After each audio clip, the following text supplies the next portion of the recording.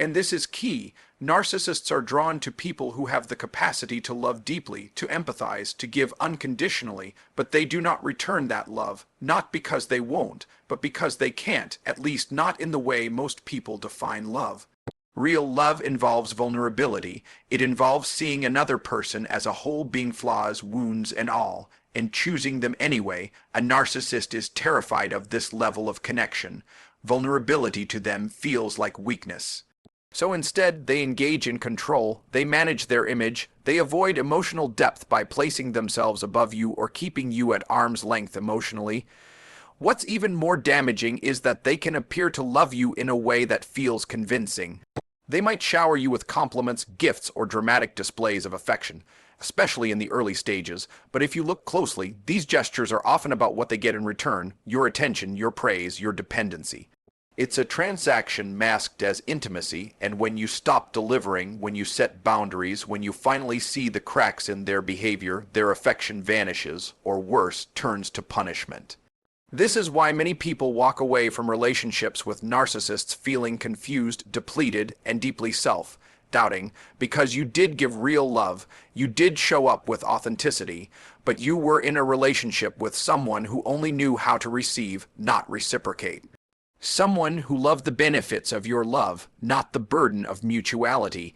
They wanted the crown without the responsibility of ruling with compassion. They wanted devotion without accountability. What they loved was your reflection of their ideal self, not your true self after the damage is done, after the confusion, heartbreak, and silence set in. Many people assume the narcissist has simply moved on. They seem unaffected, cold, emotionless, maybe even thriving, but what's happening on the surface isn't the full story. What looks like moving on is often just a new performance, a new stage, a fresh audience to impress and manipulate. Because narcissists don't heal, they don't reflect, they don't grow in the way emotionally healthy people do. They perform, they project, they distract themselves from accountability by crafting new illusions. When a narcissist ends a relationship or causes enough destruction that the other person finally walks away, there's a moment of panic, though they won't show it. That panic isn't about losing love, it's about losing control. It's about losing a supply of admiration, attention, validation. So instead of processing that loss, they move quickly to secure a replacement, not to love them, but to fill the void, to restore the image. To make sure they don't have to sit in silence long enough to hear the truth echoing back at them. The calm, collected exterior is not peace, it's a mask, a defense. It's how they hide their emptiness, not just from others, but from themselves. They can't let the world see them sweat, and more importantly, they can't let themselves feel weak, so they do what they do best. They switch roles and start the show again. This time, maybe the role is the victim. Maybe they tell stories about how they were wronged, misjudged, or betrayed. Other times they play the hero, the one who walked away from toxicity. But no matter the story, the goal is the same: protect the ego, dodge responsibility, keep control of the narrative. You might look at their social media and see smiles, new relationships, big declarations of happiness. You might hear mutual friends say they've already met someone else, or that they seem completely unbothered. But this isn't healing, it's distraction. They're not building something new, they're rebuilding the same pattern with a different face, because the performance must go on, the applause must continue. The mask can't fall off, because if it does, they'd have to face the one thing they fear most, themselves. Even in silence, they are calculating, watching, curious about how you're reacting. They may not reach out, but they're wondering if you're still hurting, still thinking of them, still holding on to any part of the illusion they sold you. If you move on too quickly, they might hoover their way back into your life just to test if they still have influence. If you stay quiet, they might create a scenario to provoke a response, even indirectly. Because their ego isn't satisfied with indifference, it feeds on knowing they still hold emotional space in your mind. This cycle isn't about connection, it's about control. Narcissists aren't afraid of losing love, they're afraid of losing the stage. And when you finally stop clapping, when you finally walk away and reclaim your peace, they feel the absence, not of you as a person, but of the role you played in propping up their identity. That role, once vacant, needs to be filled. So the show continues, only now with a new co-star, a new audience, another chapter in a story where they are always the center. What looks like strength is avoidance. What looks like confidence is compensation. And what looks like moving on is just another act in the same tired play they've been performing their whole lives behind the confident smile. The charm and the self-assured presence of a narcissist lies a deeply hidden reality that rarely sees the light of day. Beneath the polished exterior is a swirling mess of insecurity, shame, and emotional emptiness. These are not surface-level emotions that occasionally come and go. These are foundational wounds, rooted in a fragile sense of self, and buried so deep that even the narcissist may not be fully aware of how much power these hidden emotions hold over them. The mask they wear isn't just for you, it's for themselves. They've created a false self to avoid facing the truth of who they really are underneath all the ego and control. At the core of narcissism is insecurity. While they may appear overly confident or even arrogant, this outward display is often overcompensation for deep feelings of inadequacy. Narcissists constantly seek validation, not because they think they're superior, but because they fear they're not enough. Their self-worth is so unstable that they depend on external praise to feel okay. Every compliment is a temporary bandage, every achievement a momentary distraction from the gnawing fear that they are fundamentally flawed. So when they manipulate, control, or belittle others, it isn't about power for the sake of power, it's about creating a sense of safety, of superiority that keeps the internal chaos quiet, even if only for a moment. Shame is another layer that silently fuels the narcissist's behavior. This is not guilt, the feeling that they've done something wrong. Shame is deeper, it's the belief that they are something wrong, that they are defective. This belief often stems from early life experiences where they may have been made to feel worthless, unseen, or only conditionally accepted.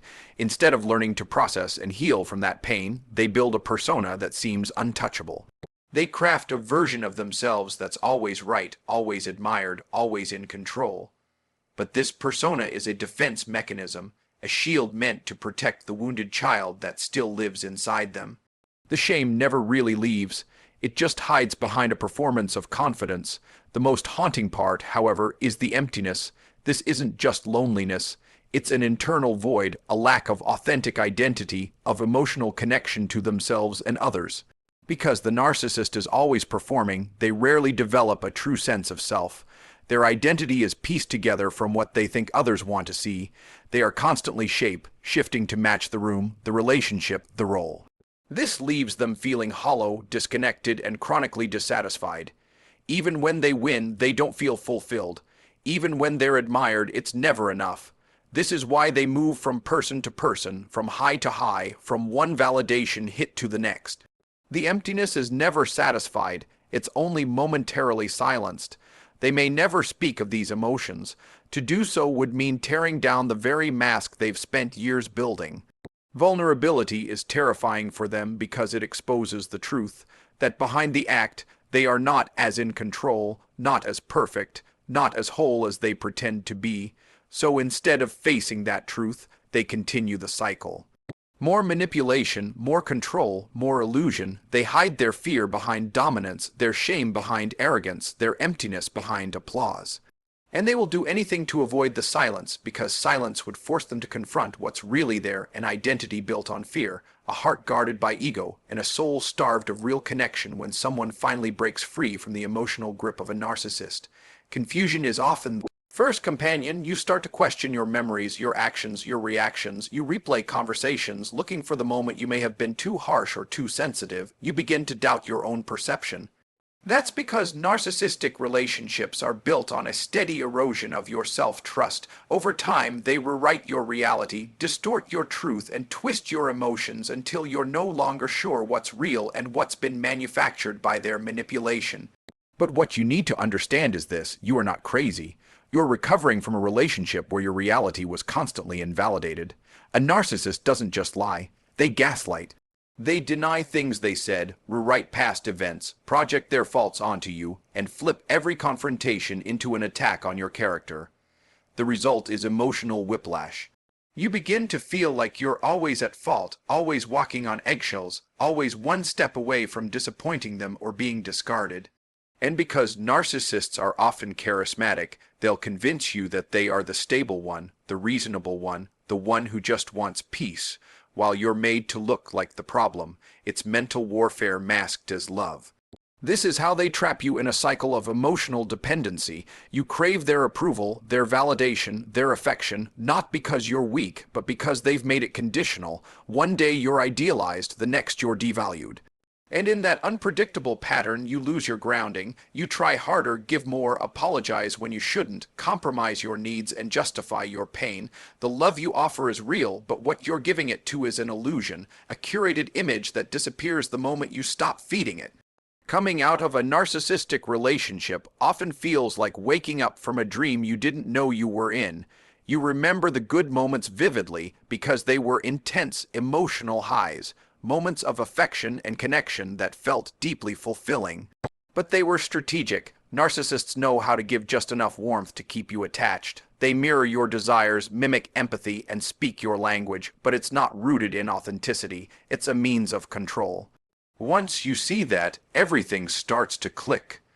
The sudden coldness, the unexplained anger, the silent treatments, the way your accomplishments were always overshadowed or minimized. It all begins to make sense. Healing begins the moment you stop asking, "What did I do wrong?" and start asking, "What was I tolerating that didn't feel right?" You begin to realize that you weren't dramatic or too sensitive. You were reacting to emotional harm that was deliberately hidden behind charm. You weren't needy, you were being emotionally starved, you weren't unstable, you were being psychologically played. The love you gave was not the problem was giving it to someone who saw it as a tool, not a treasure. Reclaiming your peace after a narcissist means learning to trust your instincts again. It means remembering that your ability to feel deeply is not a flaw, it's a gift.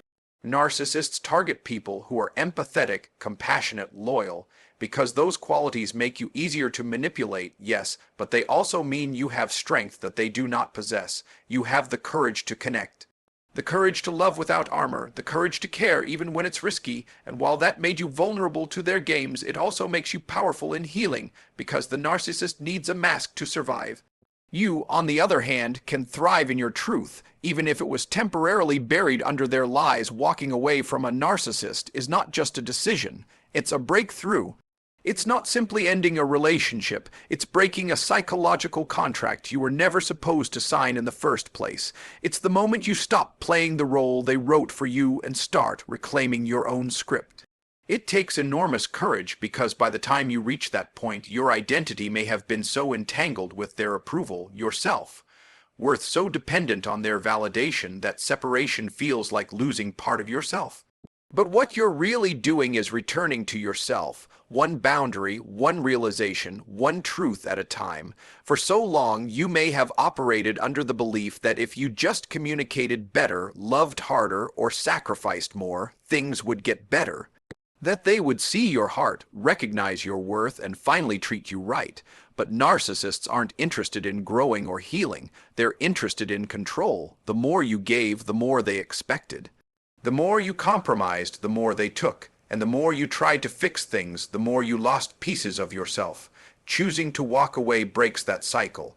It's a declaration that you no longer exist to regulate someone else's ego at the expense of your own well-being. Clarity is one of the most powerful tools you gain in this process. When you begin to see the manipulation clearly, the lies no longer land the same way. The guilt no longer sticks. You recognize the patterns instead of personalizing them. You start to understand that their behavior wasn't a reflection of your inadequacy. It was a reflection of their deep emotional dysfunction. With every new insight, the fog lifts a little more. And as it clears, you begin to see how distorted the relationship truly was. You see the love bombing for what it was, bait. You see the devaluation as strategy, not truth. You see the discard not as rejection, but as evidence of their inability to value anything real. That clarity gives you power. The power to detach, to set boundaries, to stop engaging in circular conversations designed to wear you down. You stop explaining yourself to someone who never actually wanted to understand you. You stop justifying your needs to someone who only saw them as inconveniences. And in doing so, you reclaim the power that was always yours, but temporarily misplaced in someone else's hands. That is where healing begins. Not in waiting for closure from someone who feeds on confusion, but in creating your own peace and calling it enough. Freedom is not just about physical distance. It's about emotional liberation. It's about not reacting to their provocations, not needing their approval, not giving them access to your peace. Because once you see the pattern, you can no longer be part of it without betraying yourself. Narcissists lose their grip the moment you realize you don't owe them anything. Not your time, not your forgiveness, not your silence. Their entire sense of power depends on your participation. The minute you opt out, the illusion crumbles. This kind of growth doesn't come easily. It requires unlearning old beliefs, rebuilding your sense of self, and facing parts of you that stayed quiet to survive. But with each step forward, you move from survival to strength. You move from confusion to clarity, from being controlled to being conscious. You stop living in reaction to someone else's wounds and start living in alignment with your own healing. That is where your freedom lies. That is where your power multiplies. Because when you stop feeding the performance, when you stop dancing in their drama, you rise above the entire stage and become the author of a story no narcissist can rewrite.